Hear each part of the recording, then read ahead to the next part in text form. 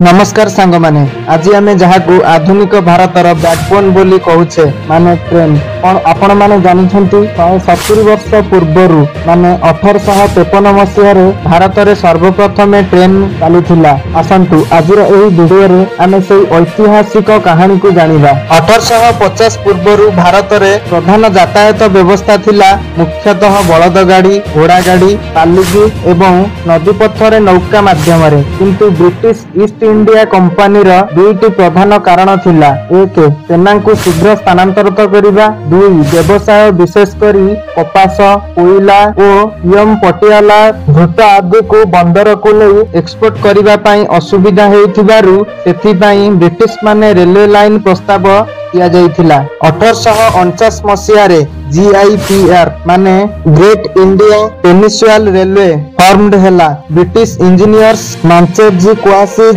With John Champion माने project plan कले। Train चलिबा पई प्रथम लाइन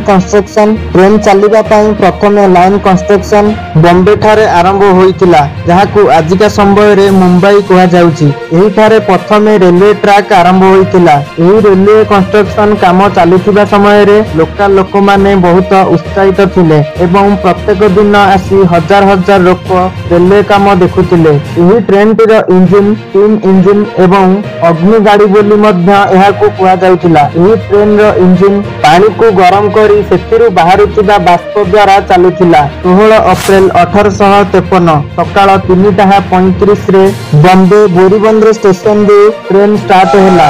लोक माने बहुत उत्साहित थांती। ट्रेन रे 14 जन कर्मचारी सहित 400 पैसेंजर थिले एवं ट्रेन रो इंजिन रो नाम थिला सिंह सुल्तान साहिब। एथिरे 3टी स्टीम लोकोमोटिव थिला। ट्रेन को सैल्यूट करिबा पई 21 गन सैल्यूट दिया जाइथिला। एही ट्रेन टी बोरीबंदर बॉम्बे रु तार प्रथम यात्रा आरंभ करी थाने स्टेशन रे जाई पहुंचीथिला। एही ट्रेन को बोरीबंदर रु थाने पहुंचीबाकू 57 मिनिट रो समय लागिथिला। एही परि भाबे भारतर प्रथम ट्रेन यात्रा आरंभ होइथिला। ସେହି ଦିନ ଭାରତରେ ସାଧାରଣ ଲୋକମାନଙ୍କ ପାଇଁ ଏକ ଆଶ୍ଚର୍ଯ୍ୟଜନକ କଥା ଥିଲା। ଏହି ଟ୍ରେନରେ ଯିବା ପାଇଁ କିଛି ଲୋକମାନେ ଭୟ କରୁଥିଲେ କାଳେ ଅଗ୍ନିଗାଡ଼ିରେ କିଛି ଅସୁବିଧା ହୋଇଯିବ, କିନ୍ତୁ ବ୍ରିଟିଶ ମାନେ ଗ୍ରାଜୁଆଲି ଲୋକମାନଙ୍କୁ କନଭିନ୍ସ କଲେ। ଏହାପରେ ରେଲୱେ ରାପିଡ ଏକ୍ସପେନ୍ସନ ହେଲା, ଯଥା 1854 ରେ ହାୱରା ହୁଗଲି କୋଲକାତା ଲାଇନ, 1856 ରେ ମାଡ୍ରାସ ଚେନ୍ନାଇ ଆର୍କୋଟ ଲାଇନ, 1870 ରେ बॉम्बे कलकत्ता कनेक्ट हैला।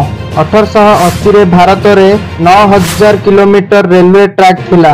एही प्रथम ट्रेन यात्रा केवल ट्रांसपोर्ट रे नुहे, भारतर इंडस्ट्रियलाइज डेवलपमेंट रे आरंभ हैला।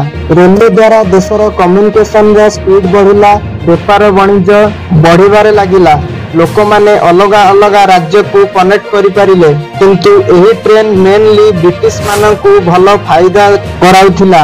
भारतीय माने टिकेट बहुत महंगा थिबा हेतु यात्रा करि पारु नथिले, तथापि एही रेलवे भारत को यूनाइटेड करिबारे एक बड़ स्टेप थिला। आज 170 रु अधिक वर्ष पर भारत वर्ल्ड रो 4th largest railway network. Bharat रे पूरा 9000 रेलवे स्टेशन, 76,000 किलोमीटर रूट, प्रतिदिन 2.3 कोटी यात्री ट्रेन रे यात्रा करुछंती। किंतु यह सबु आरंभ होइथिला 1853 रे। सेही प्रथम यात्रा जहाँ बोरीबंदर स्टेशन रु आरंभ होइथिला आजिर छत्रपति शिवाजी महाराजा टर्मिनल्स बा CST मुंबई रे परिवर्तित होइछि। यूनेस्को वर्ल्ड हेरिटेज साइट पतरे एही ट्रेन जर्नी भारतर इतिहास रे एक माइलस्टोन। भारत रे प्रथम ट्रेन चलीथिला 6 अप्रैल 1853 रे।